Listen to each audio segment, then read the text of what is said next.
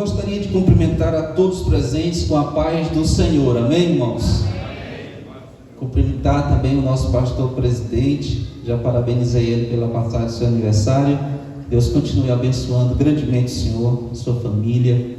Também cumprimentar o presidente Odre Novo e os demais pastores, meu pastor congregacional, pastor Joaquim, pastor Paulo Silva, todos os irmãos e irmãs aqui presentes, obreiros, que Deus em Cristo abençoe a todos em nome de Jesus. Então vamos ler a palavra do Senhor. Marcos 4:35.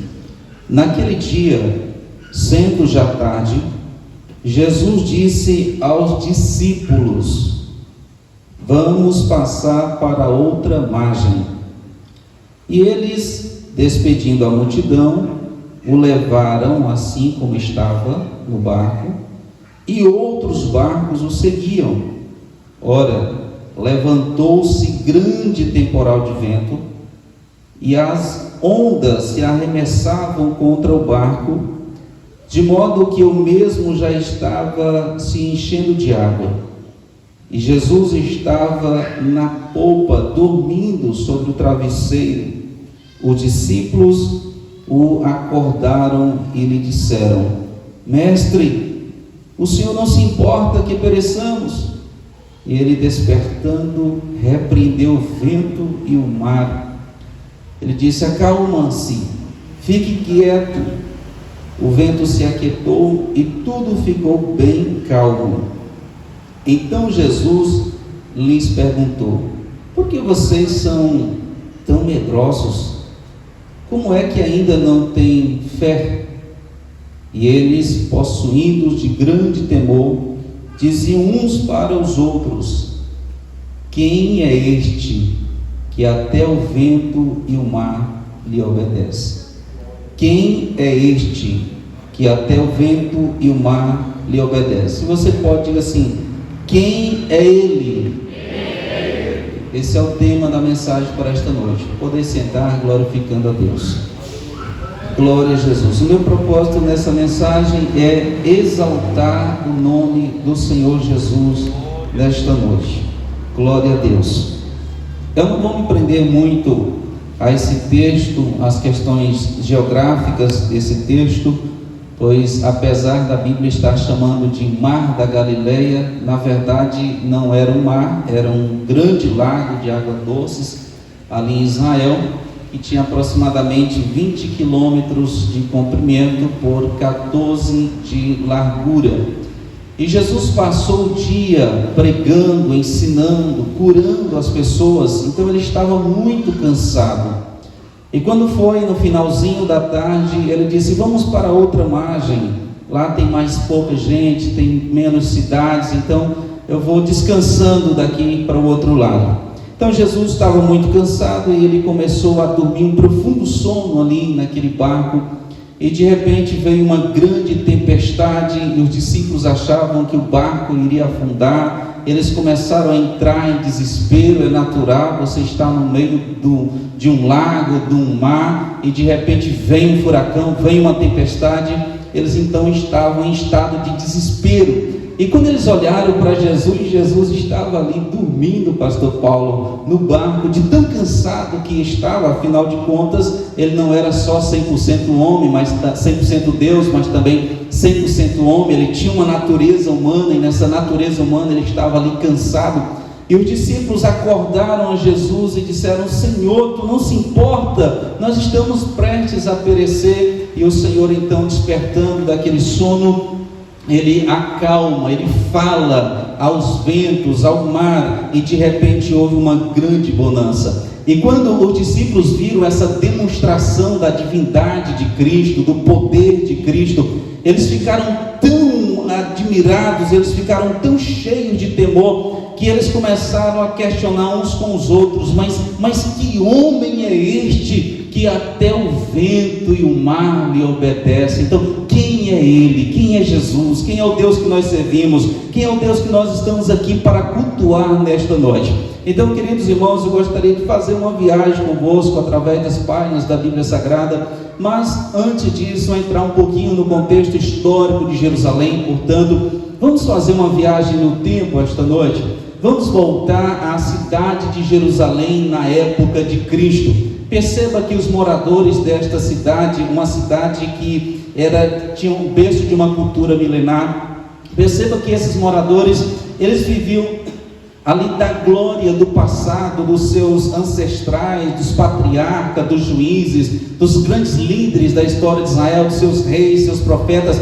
Então eles tinham o prazer de contar essas histórias para os seus filhos, transmitindo isso de geração a geração. Mas de repente eles estavam ali naquela época debaixo ou sob o jugo do Império Romano, e eles estavam entristecidos, cabisbaixos, nada os animava. Mas de repente aparece alguém que muda a rotina da cidade.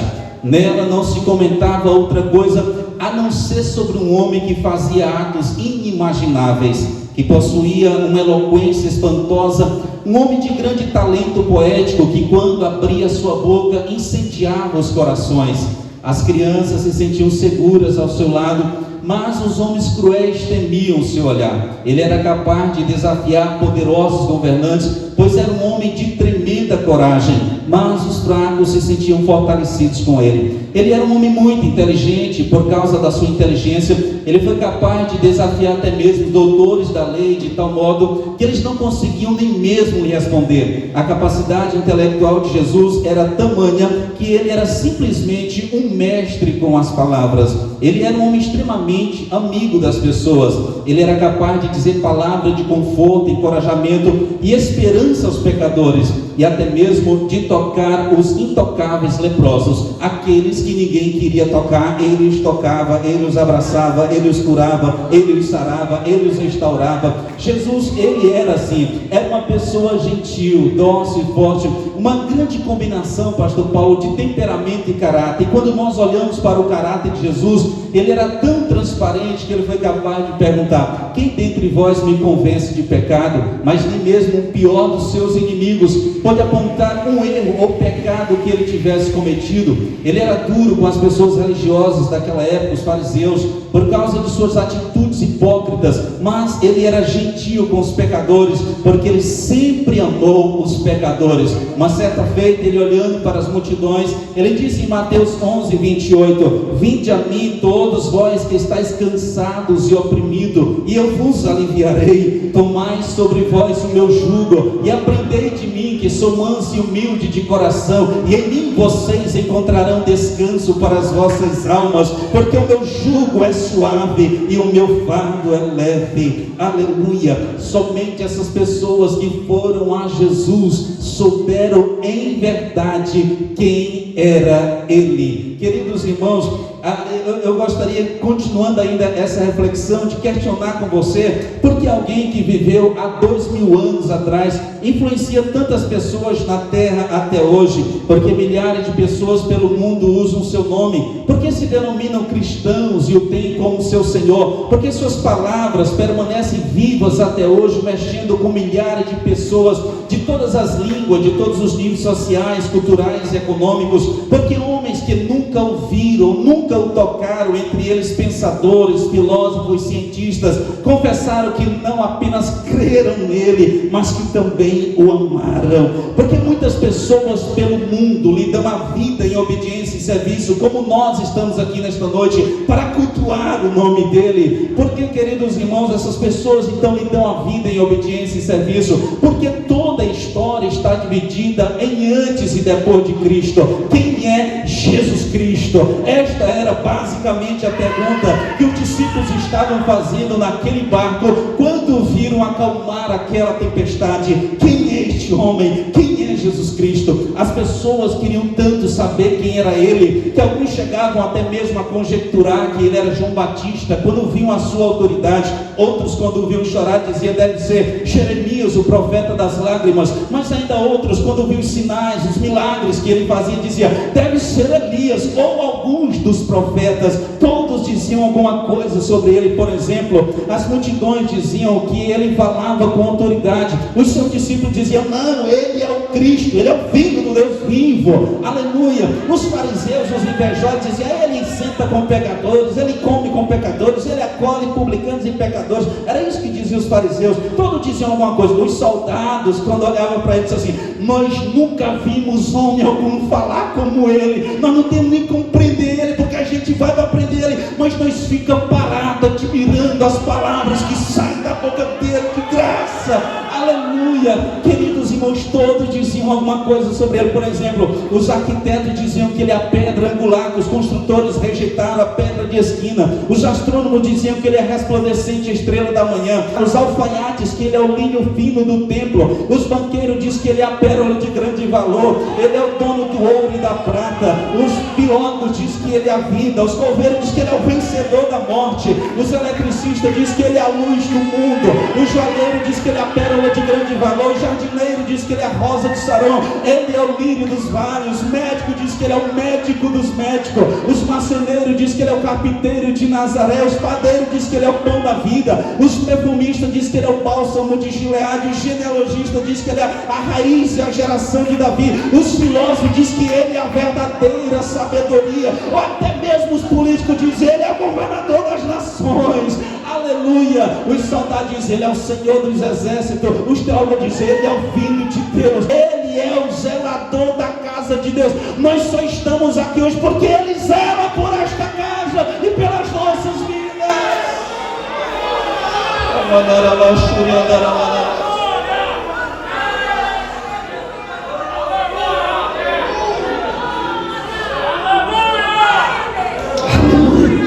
Eu estou sentindo a presença dele aqui nesta noite.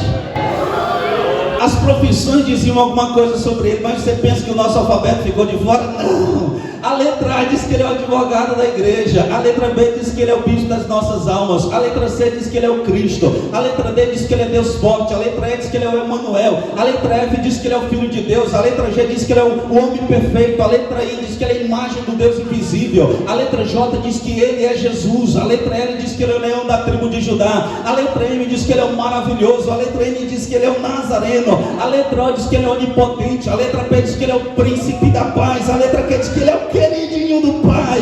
A letra R diz que ele é o rei dos reis. A letra S diz que ele é o Senhor dos senhores. A letra T diz que ele é o todo-poderoso. A letra U diz que ele é o unigênito do Pai. A letra V diz que ele é o verbo divino. E a letra Z diz que ele é o zelador da casa de Deus. Só quem pode adorar aquele que zela por esta casa. Aleluia. Ai, choriandaraba, calabasuriandaraba. Quem é ele? Ele é maior do que o rei Salomão. Salomão compôs 1005 cânticos, escreveu 3.000 provérbios. A receita anual que entrava no reino de Salomão era de 666 talentos de ouro. Cada talento pesava cerca de 34 quilos. 34 vezes 666 dá 22.644 quilos de ouro que entrava todos os anos no reino de Salomão.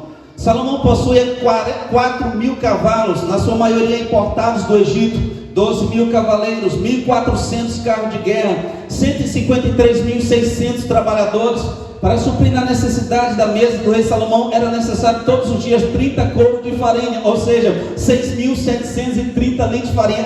30 bois e 100 ovelhas eram mortos diariamente para suprir a necessidade da mesa do grande rei Salomão. Salomão morava em um palácio que ele levou 13 anos para construir, 7 anos para construir o templo do Senhor, e ele ainda mandou fazer 80.000 taças de ouro para a casa de Deus. Cerca de 60.000 pessoas frequentavam todos os dias o palácio do grande sábio rei Salomão. Salomão era tão grande, era tão sábio, era tão inteligente, que vinha pessoa de todas as partes do mundo para ouvir a sua sabedoria, como no 1 Reis 10, a rainha de Sabá veio dos confins da terra para ouvir a sabedoria de Salomão, a grandeza de Salomão, a majestade de Salomão. Ele era realmente muito grande, mas a minha Bíblia diz lá em Lucas capítulo 11, versículo 31, que um dia Jesus disse: Salomão é muito grande mesmo, mas aqui está aquele que é maior do que o rei Salomão.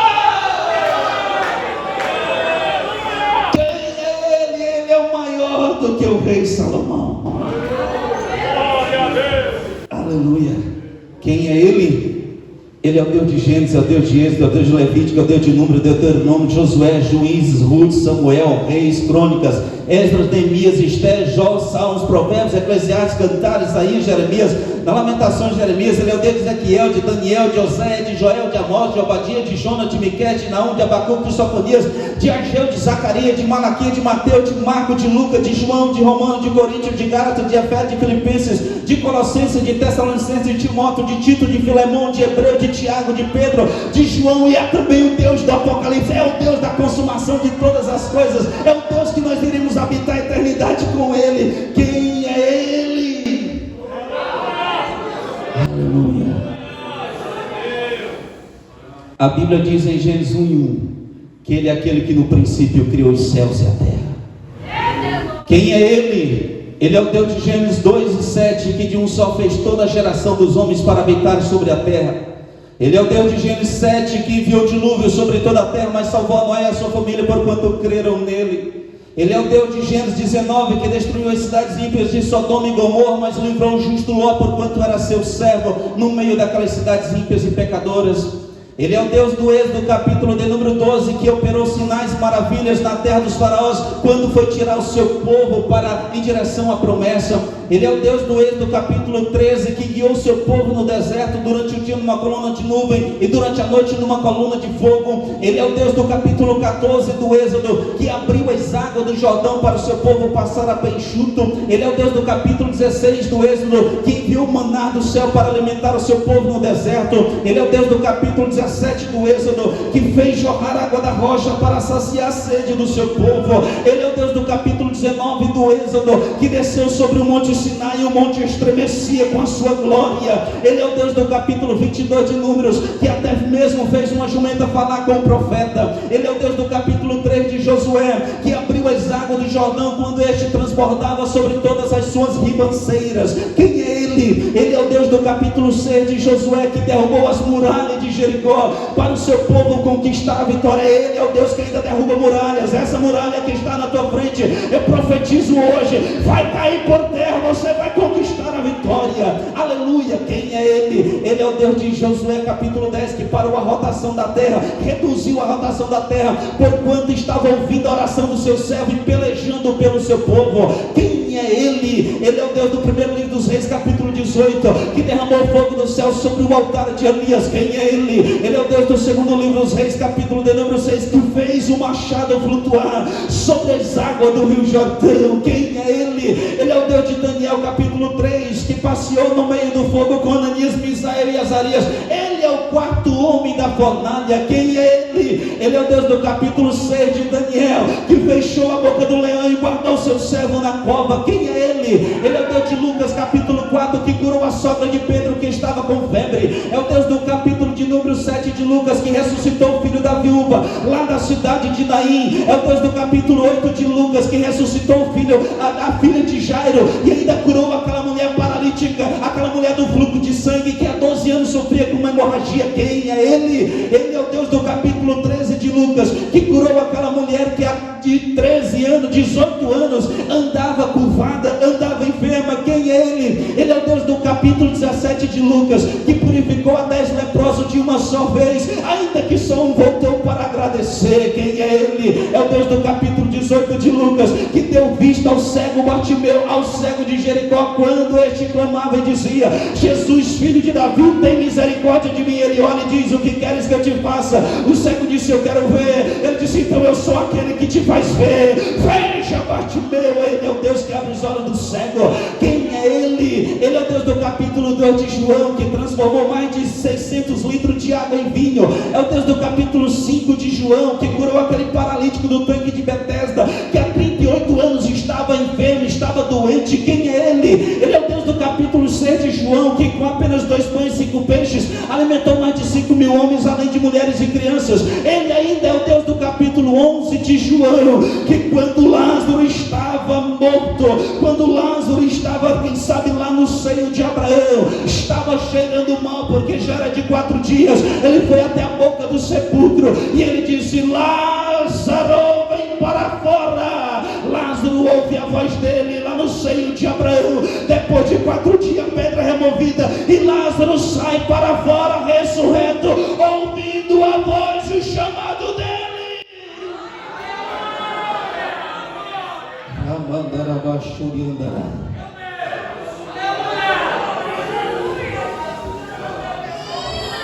Esse Deus é grande, esse Deus é poderoso, esse é o nosso Deus. Nós estamos aqui para exaltá-lo esta noite, nós estamos aqui para glorificar o nome dele esta noite. O Espírito Santo se alegra quando a gente exalta o nome de Cristo, porque o propósito do Espírito Santo é exaltar o nome dele mesmo. Ele é digno de todo louvor, ele é digno de toda honra, ele é digno de toda glória, ele é digno de toda exaltação, ele é digno de receber todo louvor e adoração, toda a glória que a igreja puder render a ele esta noite. Ele é digno, ele é digno. Se você acredita que ele é digno, abre essa tua boca e glorifica, exalta, enaltece o nome daquele que é digno.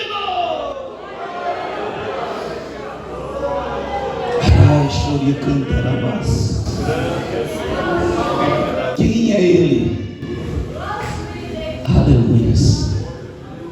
Em Gênesis ele é o princípio de todas as coisas, ele é a semente da mulher. No livro do Êxodo ele é o grande libertador. Em Levítico ele é o sumo sacerdote perfeito, ele é o sacrifício expiatório. Em Números ele é a rocha ferida de Meribá. Lá em Deuteronômio ele é o grande profeta como Moisés. Lá em Josué ele é o príncipe dos exércitos celestiais. Em Juízes ele é o fiel juiz que julga com justiça. Lá em Ruth ele é o nosso parente remidor. Lá em Samuel ele é o profeta da nossa confiança. No livro dos reis ele é o rei dos reis, ele é o eterno sucessor do trono de Davi. Em Crônicas ele é o monarca fiel, ele é o monarca absoluto. Em Esther ele é o defensor do seu povo. Em Jó ele é o nosso redentor que vive para sempre.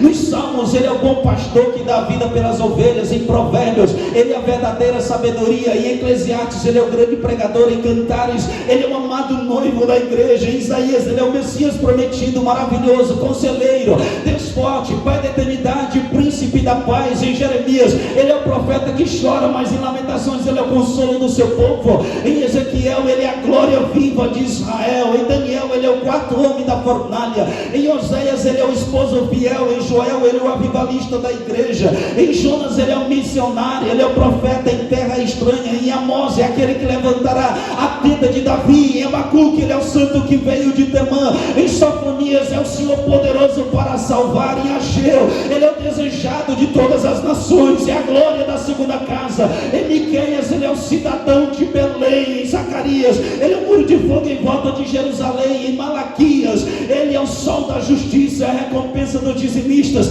Lá em Mateus ele é o Messias que havia de vir. Em Marcos ele é o carpinteiro de Nazaré. Em Lucas ele é o médico dos médicos. Em João ele é o verbo divino. Em Atos ele é o batizador com o Espírito Santo. Em Romanos é o nosso justificador. Em Coríntios ele é o provedor de dons. Aleluias. Em Coríntios, em Gálatas ele é o libertador dos culpados pela lei. Em Efésios ele é o cabeça da igreja. Aleluias. Em Tito ele é o fundador da igreja.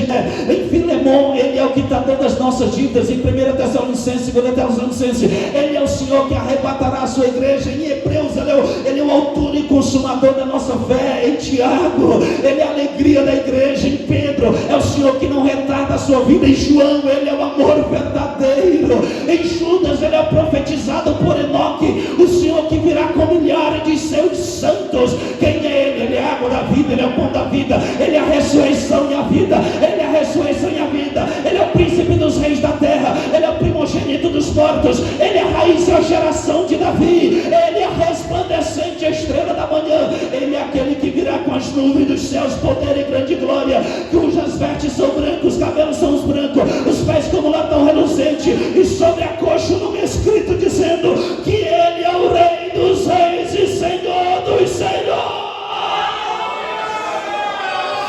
coloque-se em pé, adorando o Rei dos Reis e Senhor dos Senhores. Adora o Rei dos Reis e Senhor dos Senhores. Ele é o nosso Deus, Ele é o nosso Cristo. Ele é aquele que em breve vai voltar para arrebatar a sua igreja. Ele é aquele que nós iremos viver com Ele para sempre. Quem pode adorar o Rei dos Reis esta noite? Quem pode engrandecer o nome do Rei dos Reis esta noite? Só quem pode adorar o nome dEle.